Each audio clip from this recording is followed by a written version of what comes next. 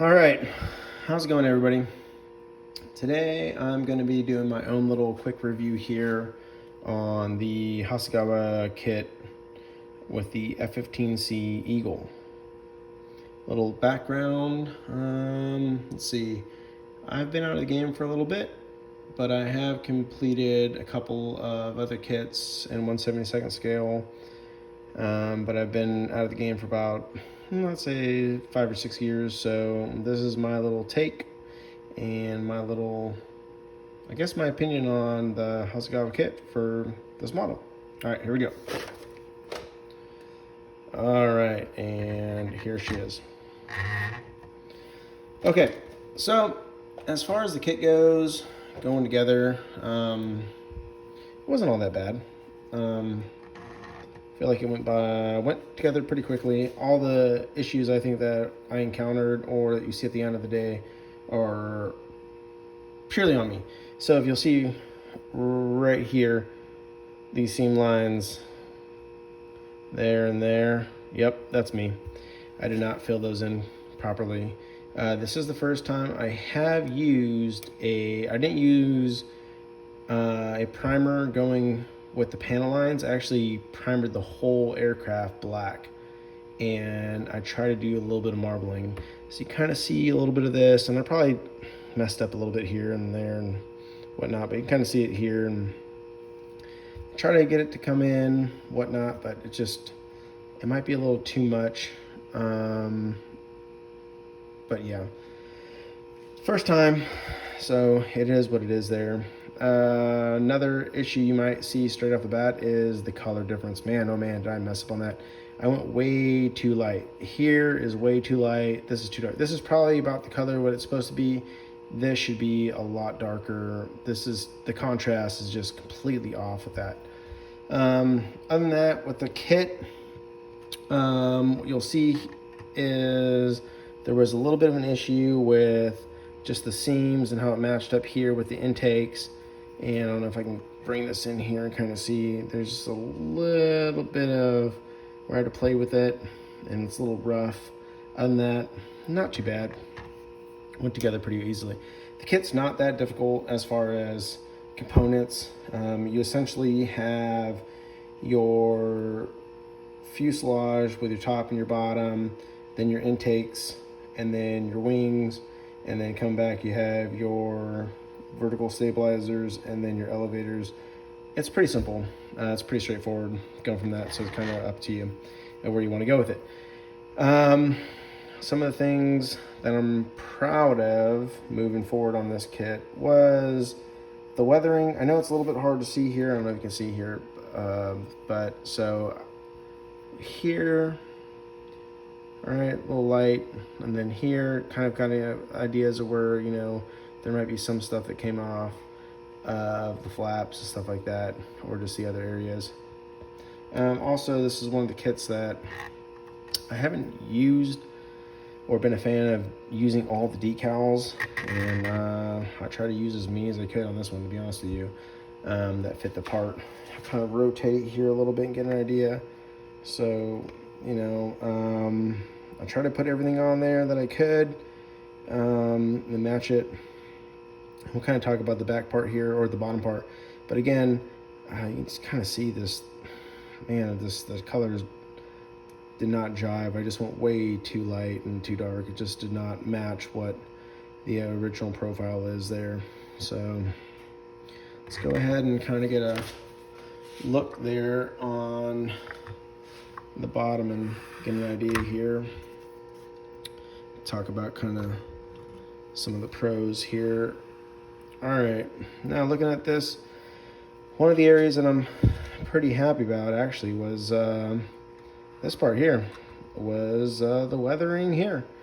I was actually really proud about this part.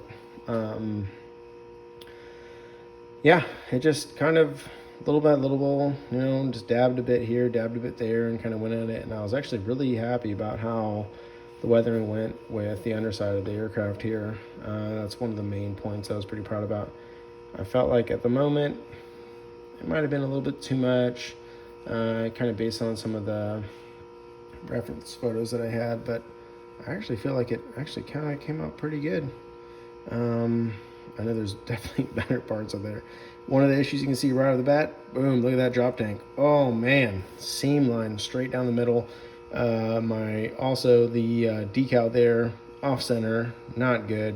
It did not go as planned. I used the old, what do we have here? For my decals, I used Microsol and Microset. And man, I just did not hear there, and I also kind of misplaced it there, as you can see.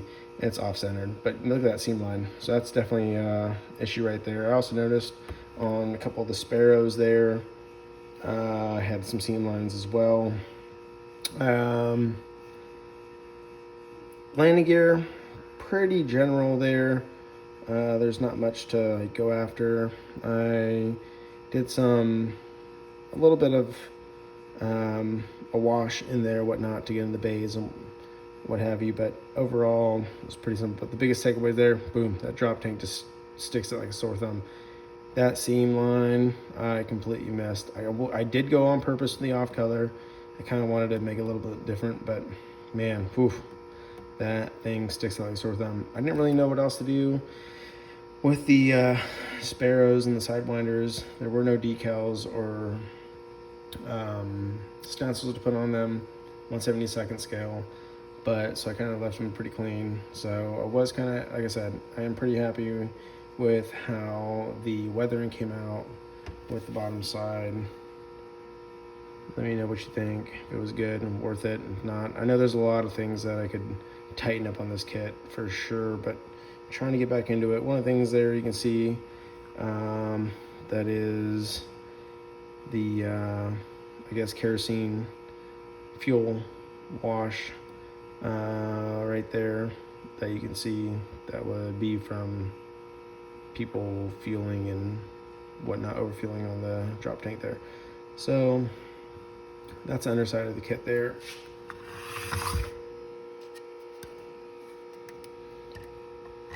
All right, so what are my views of the kit? Well, I have to say that it went together relatively smoothly. I think there's some areas that I can improve on. Number one, I'm gonna tell you this right now, something that I messed up on that I think other people do differently is these pylons right here is essentially attaching the missiles.